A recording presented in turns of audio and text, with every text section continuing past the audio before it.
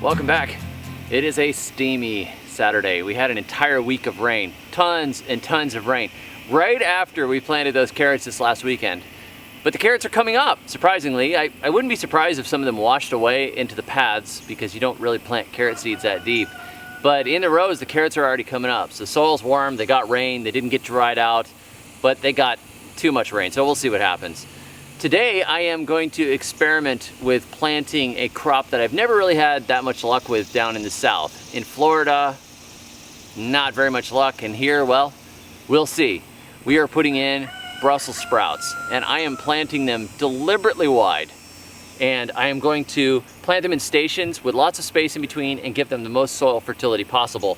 So we're digging holes down into the subsoil, and I'm putting in a little bit of Steve's mix, a little bit of ashes, wood charcoal ashes in the bottom, and then I'm putting a little layer on and layering them up so they will be planted in stations with tons and tons of space for the roots to expand in nice, clean, open, loose soil. Sitting here worrying in the backseat of a car,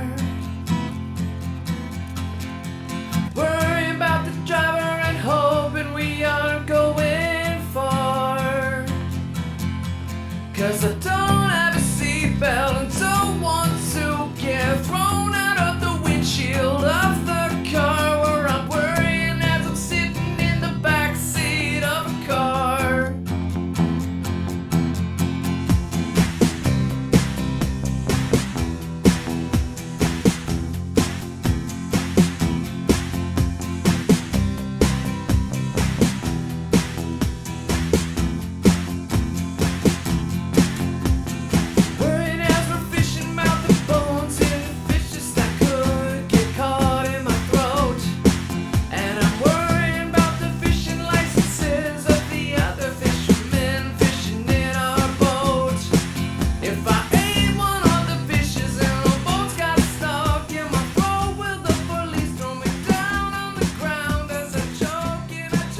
So, despite the fact that we're getting ready for a fall garden, we are still pulling a lot of stuff out of the summer garden, particularly the more tropical vegetables like hot peppers.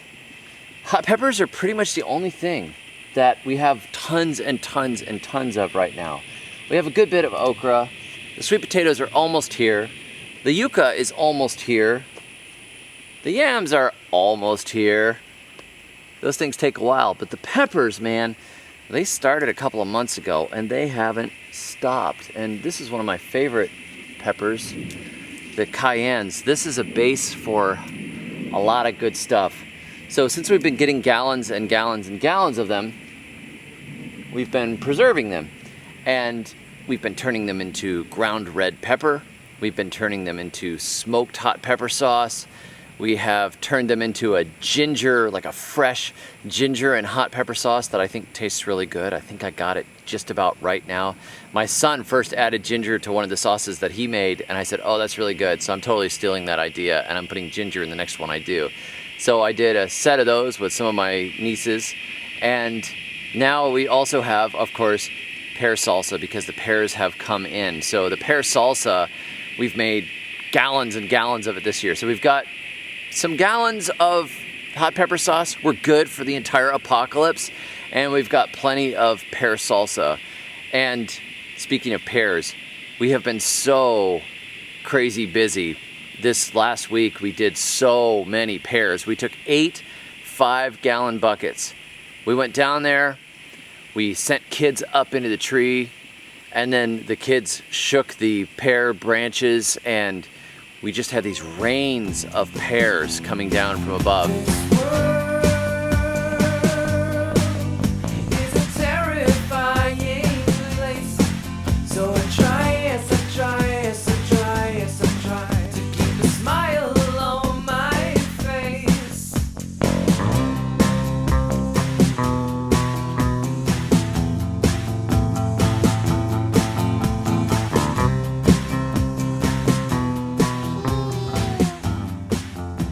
Took us most of an afternoon and then most of a second afternoon to actually peel all the pears.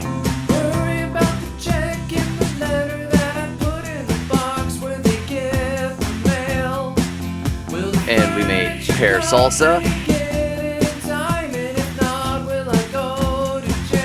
And we made pear sauce.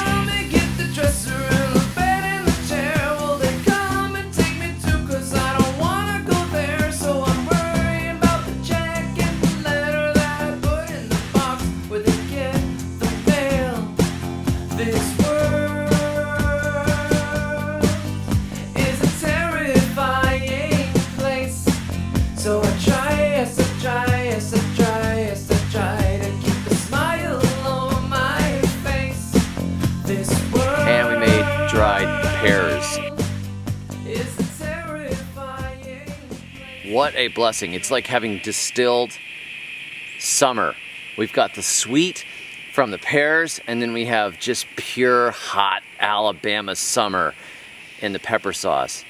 It's fantastic. And if you want to read a little bit more about the pear salsa or how we make the pepper sauce, I will put links below this video to articles that I wrote on both. But this is kind of a fun time of year, but it's still sort of an in-between time.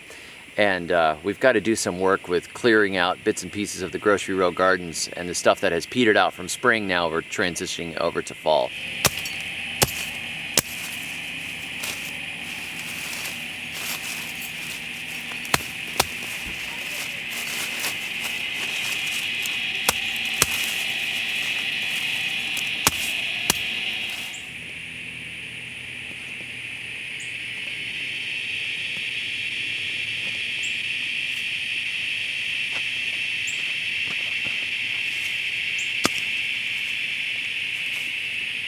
Okay.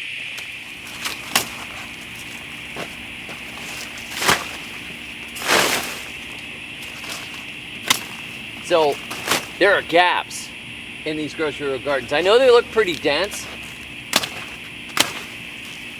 but there are gaps here and there where we harvested beans and other things, and the spring crops that have finished up.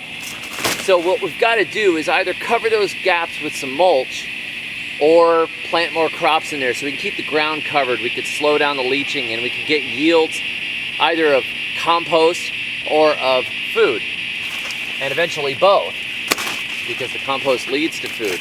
So I've got my canna musifolias, which I'll throw down around some of these little trees and things. But there are other areas here where I'm going to be putting in some fall crops. I want to put in some rutabagas and stuff like that. And so I'm kind of working my way around and going, okay, which thing is going to get too big to do? So I've got some Jamaican sorrel. The Jamaican sorrel is going to get big and fill the whole thing probably by fall. So I probably shouldn't put stuff around it.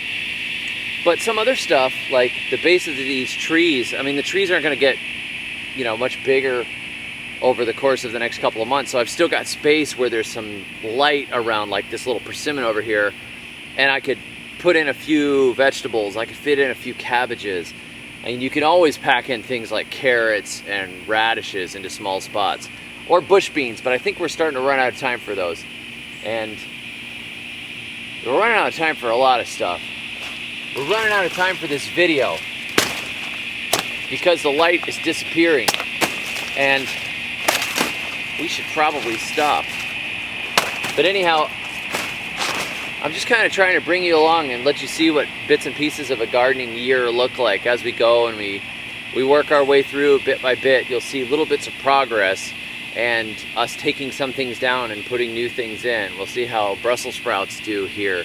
We'll see how our carrots do. I'm so happy that they came up despite the torrential downpour.